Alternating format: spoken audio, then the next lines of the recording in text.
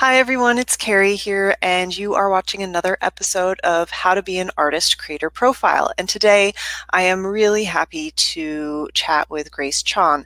She is a photographer who is quite accomplished. She's done all kinds of work, but personally, I have to say I'm most emotionally attuned to her current work photographing dogs. And if you see her Instagram or if you know of her, it will make you smile. And she also has a wonderful podcast out called Creativity School, which I know you guys will resonate with. So Grace, thanks so much for being here. Oh, thank you for having me on, Carrie. I'm so excited. Yeah, it's great to have you. So can you tell us about when you realized your passion for the arts?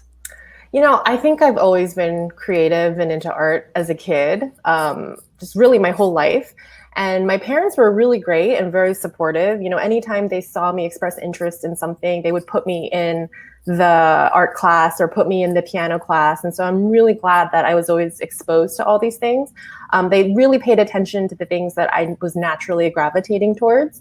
And then I would say by junior high, they made it very clear, these are all just hobbies. They can never, ever be a job. And you need to get really good grades, get good SAT scores, because you got to go to an Ivy League school and become a doctor. Right. So I really just put all these creative artistic passions aside as a hobby and really, really focused on getting good grades and going to a good school. I have my undergraduate degree in biology, but thankfully my art was always my, hello, doggy. Speaking of puppies. Real life. So cute. My art was always my outlet. It was always my therapy. Sorry. Hi, it's okay. Dinner. My Come on, dog baby. might do the same. Come on, baby. We're in a hotel right now in Houston because we're not quite moved into our place yet. And anytime he hears noise, he's like, Mayday, Mayday. Dinner, buddy. Shh, shh, shh, shh. Okay, all done. All done. Can we please have some quiet now? So we'll see how we do here. So I'm so sorry to interrupt. Worries. Yeah, so it was always my art was always my therapy, my outlet. So even though I'm like pulling all-nighters and trying to get good grades in all these science classes, I started exploring graphic design and web design as a hobby. And then my senior year of college, I realized, no, my parents were wrong. You can make a living being an artist. We only think about fine artists, but there's also this whole world of commercial art. And I realized, you know what, I'm going to take a stab at this. And so I decided to go to art school.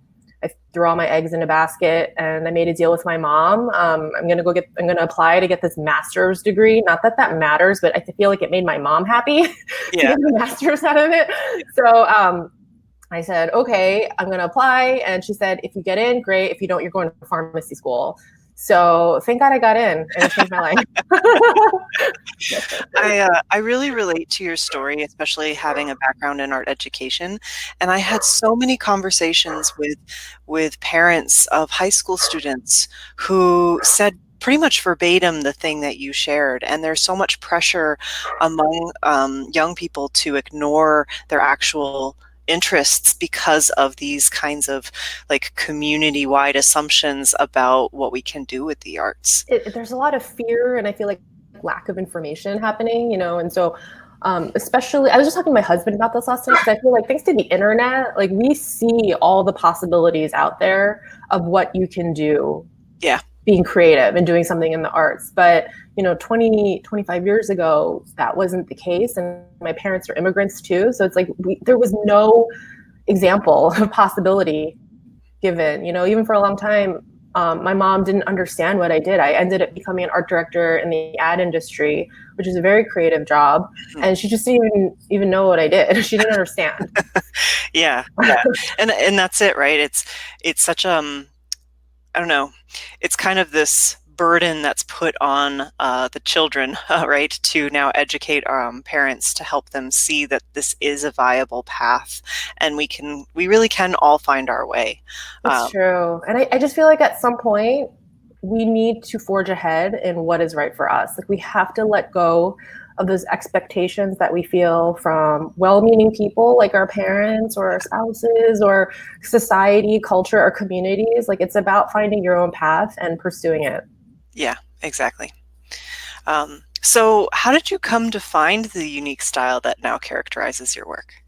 Yeah, so I am a pet photographer, as you mentioned, and I started taking headshots of homeless dogs to help them get adopted while I was working my day job as an art director.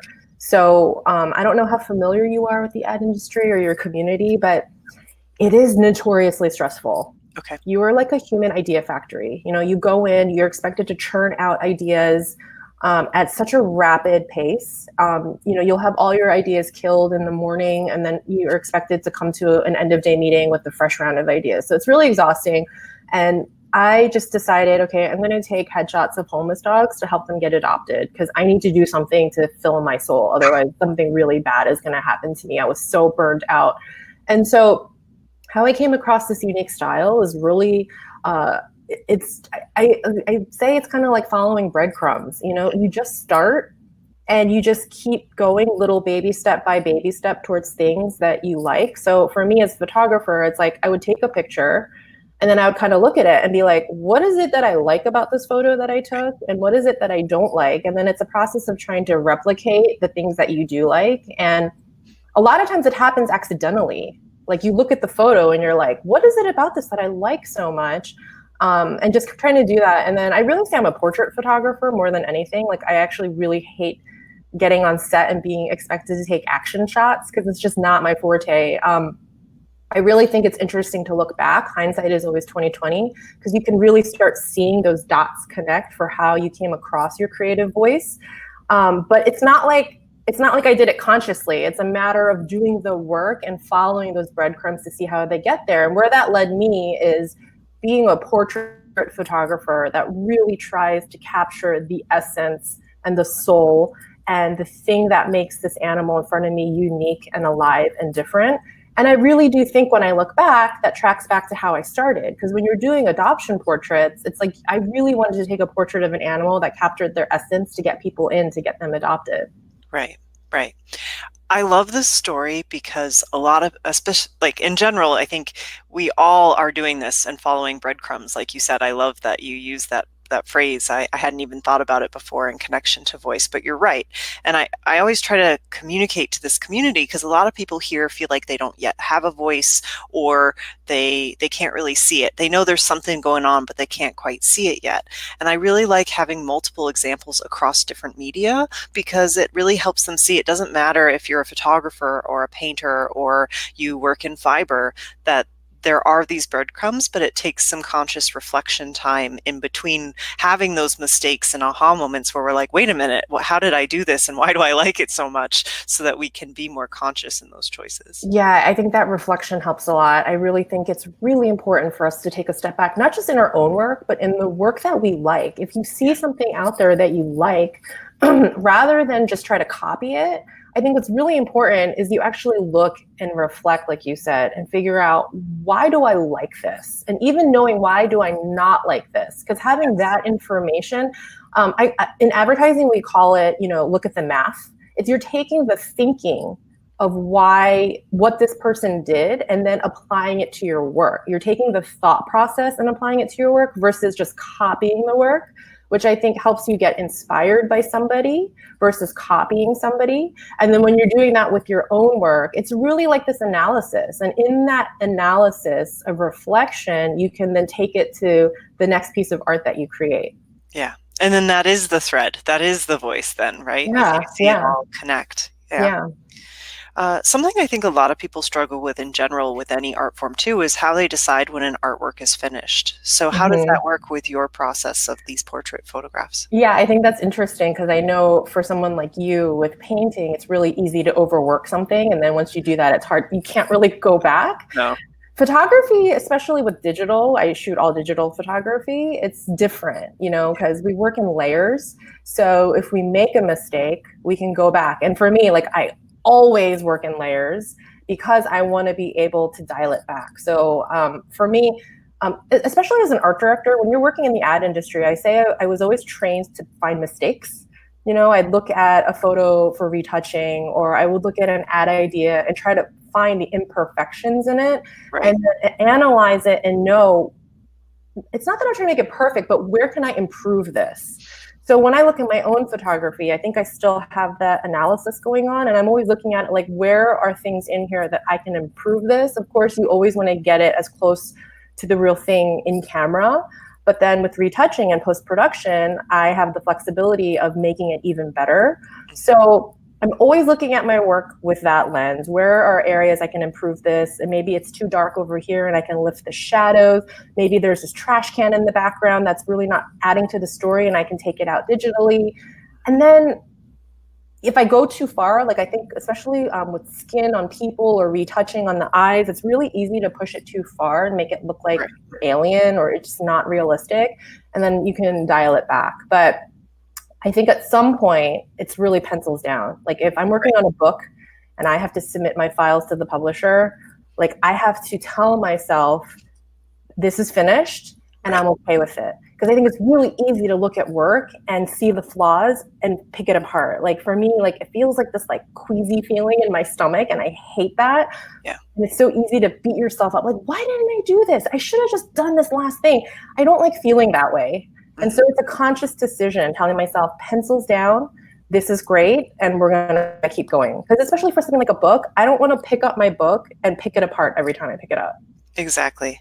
There's something to be said for having this time of analysis and critique of our work, but also knowing like, okay, this is, I know that this is where it needs to stop and I'm going to make peace with this work. I think that's actually a really good suggestion to people to say, you know what, I am putting my pencil down. This is done. And I'm going to stop looking at it through this lens of what else can I fix in it. Yeah, no, that's great. That's actually a great tidbit for people here. So thank you. What does your studio space look like? Well, I live in Los Angeles and I live in a really small house. So my dream is to have like a separate studio space. I can tell you what my dream studio space is. It's a separate space from my house with great natural light, and I can hang up stuff and put it on the wall so I can step back and reflect and analyze it. But right now, that's my dining room. So my dining room where I'm recording right now gets the best natural light. We have work hanging on the wall. I print it out. Sometimes I do work and then life happens. So I'll put it up on the walls to remind myself, like, I really want to go back to this. But yeah, it feels good. It's colorful. My work's on the wall and it has good light. I love this question in part because there are so many people in this community who will email me and say, Carrie, I don't feel like I'm going to be a real artist or a legitimate artist until I have space, right? And it has to be something fancy. And so many people I talk to, myself included, sometimes do have just a dining room table and it's enough. So sometimes I wonder how much of that is kind of this mindset avoidance tactic to say, I'm scared to make my art, so this is a legitimate reason to avoid it versus it being an actual problem. I totally agree. I have a friend who is a very she's so successful in her fine art painting career, and she started painting in living rooms, and it's like, I think if you really want to start, you have to start. You can't put it off, and you have to be scrappy, make do with what you have. All I have right now is my dining room, and I'm okay with that. Yeah.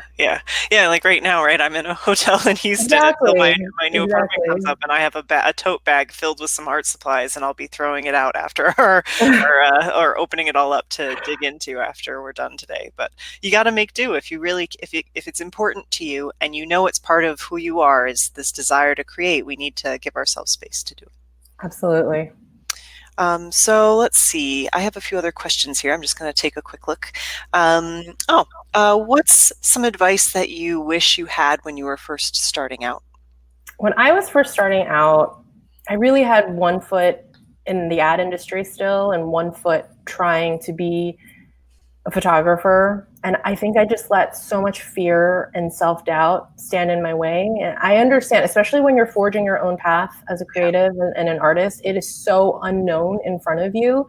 It's scary. And I really wish I could go back and just tell myself to trust a little bit more and trust my voice, trust my art, know that passion and the desire in me is really going to be the thing that will guide me on this very unknown path. I think, it's so easy to, especially for me, like I just felt like I made the wrong choice. Like maybe I should still be working in advertising because the money is good. I was doing great. I was winning awards. I was getting recognition. Like, why am I walking away from all of this? Right. But I wasn't happy. you know, and I think my photography was making me feel so happy and so fulfilled. You know, the ad industry is creative, but it's not fulfilling. Right. And I found this thing that was fulfilling deeply to me, and it was so scary. And so I really wish I could go back and just say, trust yourself a little bit more. Yeah. Yeah, it's so hard too, because hindsight makes that so much more assuring, right? You know, to go, okay, yes, I should have. And I sometimes struggle with figuring out how to help people start seeing that in small ways. Like, look at small decisions you make in your art and go, hey, I am good at this, instead of worrying about an exhibit or a show or reaching out to galleries or, you know, having a book. You know, like, where can we look at the smaller choices we make and see that we've had trust in ourselves in those, so why can't we have some larger trust in ourselves as well? Yeah, I think it's really, really hard, especially in the beginning, and especially when you rely on external validation to tell you that you made the right choice and Oh, that it's me. okay. Yeah. You Yeah. know, it's like you make this decision, or you make decisions even in your choices as an artist for how your work is, and you want someone to tell you this was the right choice you did. Good job, you Yeah. know? And it's hard. I understand. And honestly, there is no quick fix answer. I've been doing this for 11, 12 years now, and I still wonder. And it takes practice. I think it's a practice of awareness. You know, the more you choose to acknowledge this was a good choice and I did a good job, Right. and it's a good choice because I like it. I don't need Exactly. the validation from this art gallery to tell me that this was the right decision. Yeah. And I think the more you just consciously choose to look at it like that, you know what I mean? Yeah. It's not an overnight thing. It doesn't happen quickly, but the more you do it, the more you build that confidence muscle, the more you build that Exactly. trust muscle. And I'm at this point now, 11, 12 years later, where, you know, I just want to make work that I like, and how it's received in the world does not impact the way I feel about myself. Mhm. I will still love myself as a human being, as a mother, as an artist, regardless of how it lands out in the greater world, because it fulfilled me. And I listen to a lot of podcasts. I've been really obsessed with Bill Hader lately, and I just listened to one he did yesterday, and he said something very similar where he said the worst work he did on SNL was when he was writing stuff trying to cater to the audience and get laughs out of the audience. And he said he admired Will Forte so much because Will Forte didn't care. He made work that made him laugh. And then maybe only 20% of the audience got it, but that 20% of the audience laughed their butts off. Right. Yeah. And like I said, like it sounds so easy and flip to say this. And that's why I say it's a process of very tiny, small baby steps and having just this awareness and purposely practicing it. Yeah. Yeah, well said. I hope everyone really takes a minute to digest what you just said there, because it's very powerful. And it really is at the heart of all of this, kind of any creative block we might have, and any fears of, can we be good enough, and what is achievement, and how much, again, like you say, is our identity tied to something like achievement. So thank you. That's great. Is that part of how you found your interest in creating Creativity School, your podcast? Creativity school. Gosh, I think so a little bit. Yeah, I feel like because I've been on this journey for so long, I really wanted to talk to people about how to create good work Mhm. and how to be creative, because I think we put so many blocks on ourselves. There's so many lies we tell ourselves about who is creative, who's not. I'm not creative because I can't draw. There's all these lies. And I also think that creating good work isn't just about creating good work on the outside. I think maybe 75% of it is doing good work on the inside. And what I mean by that is doing the inner work, you know, getting out of your own way, learning to have awareness even of these blocks that you have. I really feel like art, it almost feels like we are just a channel for something greater than us Yeah. that we are trying to just let out in full force. And all these blocks that we have just get in the way from letting that force to come out in its purest, strongest essence. And so the more we can confront these things, work on them, unblock them, and then the more we work on our craft and our technique, I mean, what can happen with the work we put out there? And that's what really the essence of the show is about. And I wanted to just talk to people about that and share my own experiences of what I've been through the last 11, 12 years as an artist and an entrepreneur. It's so helpful. And guys, I've listened to several episodes. It's on my subscribe list now. Oh, thank you. Make sure you guys look it up and take a listen. And I'll make sure that when we're done chatting here live, you'll have links to Grace's website, the podcast, and anything else that you guys need access to. I'll make sure is there for you. Kind of shifting gears a bit. You have this photography work. You actually have quite a thriving Instagram presence as part of how you community build. You have a family. You're managing a podcast. How do you manage your time with all of these things? I'm not gonna lie, it's not easy. I think especially in the last 2 years, I have really taken a conscious effort to slow down and get rid of the things in my life that just were not fulfilling me or holding me back or forcing me to be in this like very fast-paced lifestyle. And it was a very conscious thing that I had to do because my nature is to be fast-paced. Like I came out of the womb as a workaholic, overachiever, like my whole life. This is just 2 years ago. It's the first time in my life that I've just been slow. And it was very uncomfortable in the beginning to purposely be slow when your nature is to go fast. But I really wanted to restore balance in my life. What happened was I ended up in the emergency room because I almost fainted on a freeway coming home. And I just really thought about, what is my intention in doing all of this? Why am I running around like this? And that's actually 2 years ago is when I really started calling myself an artist. I felt uncomfortable calling myself an artist before that. I just said I was a commercial photographer. And so it's just been this process of removing things that I didn't need in my life. I thought I needed them, but I didn't. Like I fired my photography agents because I decided I don't want to focus on commercial work anymore. If the right client comes my way, I will be happy to shoot for them. I'm not going to turn it down, but I'm also not going to be putting so much emphasis and focus on trying to be this commercial photographer. I really wanted to spend time to create work that was meaningful to me, because the work that was turning into books, the work that was going viral, it's not stuff I shot for Purina. It's the stuff I did for myself. Right. And I really wanted to intentionally spend time to focus more on that. And the other thing I realized is that it's okay to be slow.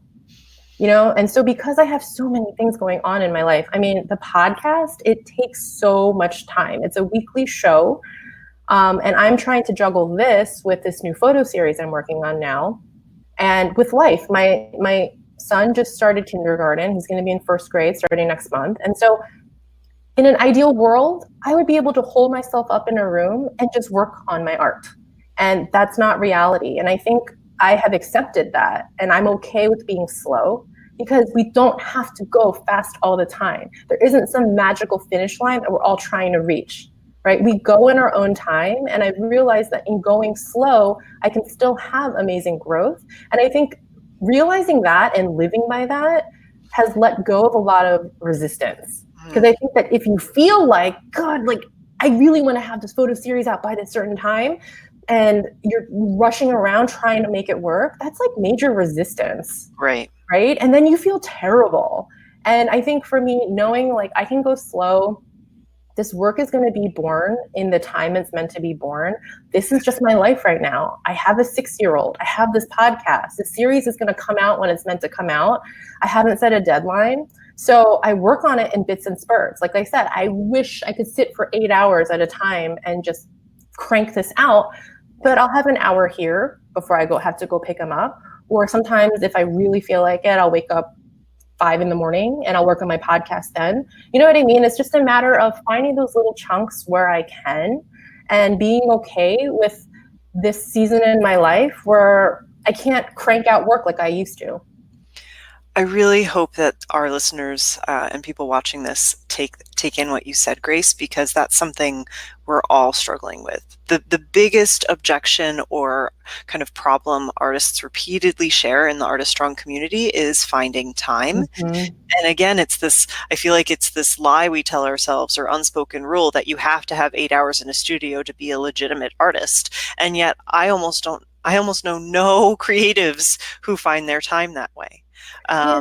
Everyone does kind of fit it in when and where they can. We have lots of people who are actually caregivers in this community. They either take care of like grandchildren, or they have a partner or an elder parent that they're caring for, and so they feel guilty for not making time when they're taking care of this loved one. And there's so much then shame associated with even our desire to make, because of this perceived idea of how much time we have to spend and what it should look like. Yeah, and that's what I mean by the resistance, whatever you want to call it, whether it's shame or criticizing yourself for not being able to sit for 8 hours and do this, or feeling resentment because you can't.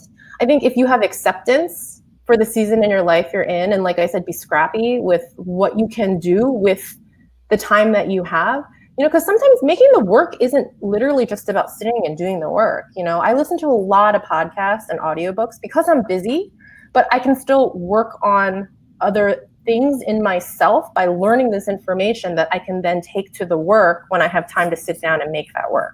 Exactly. Yeah. Yeah, it is. It's about being scrappy and finding it when and where you can, and just like almost seeing that as something to reward yourself for, that you did do it. You did show up for whatever time you could find. And then it's acknowledging, hey, I did this. And then it goes back to what we were talking about before, like really being proud of that success.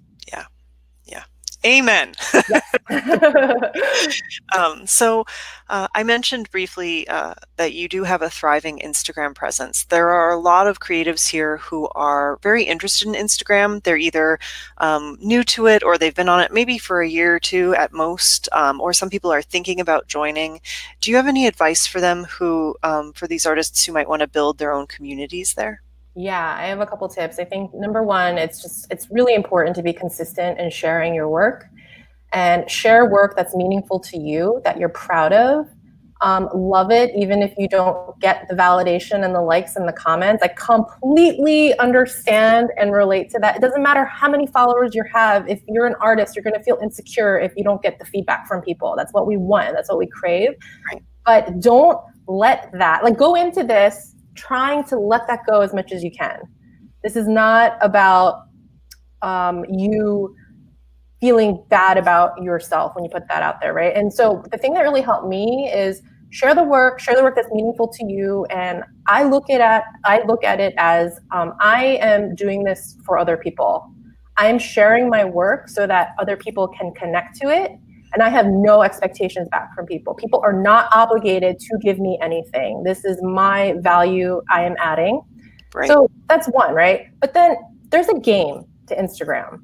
It's a game, right? And so I think a lot of people think like, oh, I'll just put up the work and the people will magically find me. And that's not how it works. Like, you have to engage. Instagram is a community of engagement, of interaction, of building relationships. So I actually have a really great episode on my podcast about this. I talked to a wonderful social media expert called, I forgot her name. I'm sorry. Andrea. Okay.